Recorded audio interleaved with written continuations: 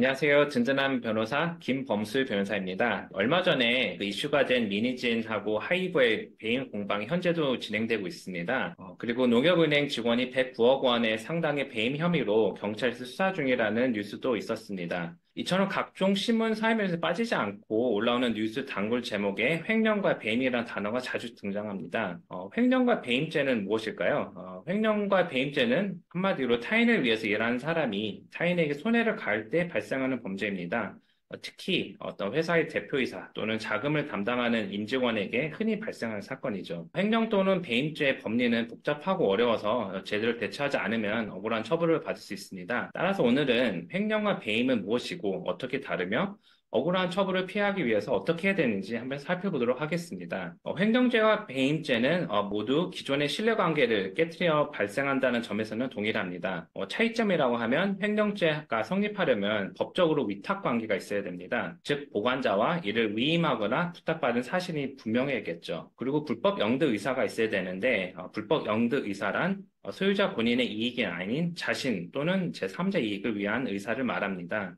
따라서 나를 위해 쓰겠다는 불법 의사가 있었고 또 이를 위해서 받은 재산을 사용했으면 횡령죄가 성립할 수도 있습니다. 반면에 회사 경리팀 직원이 회사 돈을 임의로 사용했더라도 이것이 객관적으로 회사를 위해 사용한 것이라고 하면 불법 영득 의사가 인정되지 않을 수도 있습니다. 배임죄는 타인의 사무 그리고 임무 위배 행위 재산상 손해, 이력 여부가 중요한 판단 기준이 됩니다. 여기서 임무 위배 행위란 당연히 기대되는 행위를 하지 않거나 하지 말아야 하는 행위를 함으로써 신뢰관계를 저버리는 일체 행위를 말합니다. 그리고 재산상 손해란 경제적 관점에서 현실적인 손해가 발생하거나 실제로 발생할 위험을 초래하는 경우를 말합니다. 다시 말해 횡령은 다른 사람이 맡긴 재물을 보관하고 있다가 그 재물을 돌려주지 않고 자기 것을 취한 것이라고 한다고 하면 배임은 다른 사람이 맡긴 사물을 처리하면서 이를 맡긴 사람에게 손해를 입히면서까지 자신의 이익을 취하거나 제3자가 이익을 취하는 것이라고 할 수 있습니다. 횡령 또는 배임죄는 법적으로 5년 이하의 징역 또는 1,500만 원 이하의 벌금이 부과될 수 있습니다. 하지만 또 업무상 횡령죄 또 업무상 배임죄의 경우에 있어서는 더 높은 처벌을 받게 됩니다.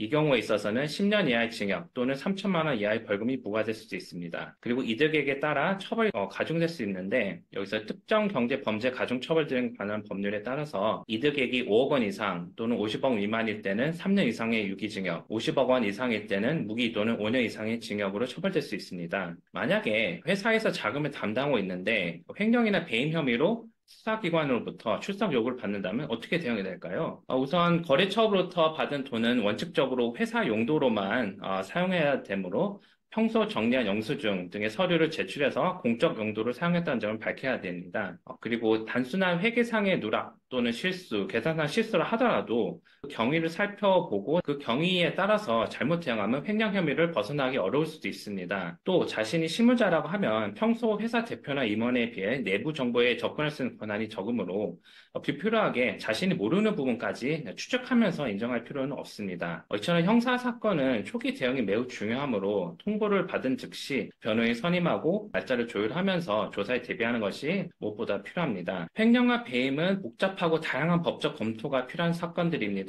그리고 개인적으로 대처하기 어려운 경우들도 있으므로 해당 분야의 전문가와 상담하고 대처하는 것이 바람직합니다. 궁금한 사항 있으면 더보기 카카오톡 링크나 전화 상담을 이용해 주시기 바랍니다. 이상 든든한 변호사 김범수였습니다. 감사합니다.